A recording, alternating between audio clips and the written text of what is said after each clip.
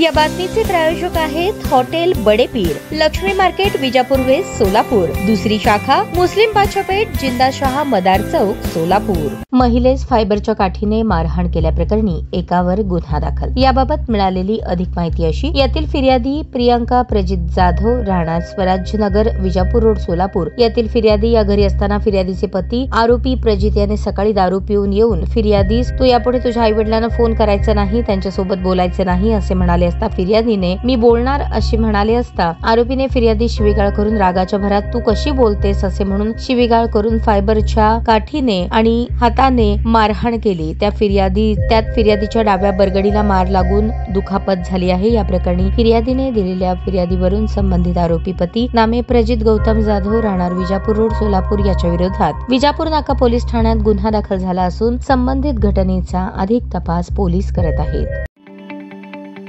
ताज्या बातम्या पाहण्यासाठी प्राईम महाराष्ट्र न्यूज चॅनलला सबस्क्राईब करा।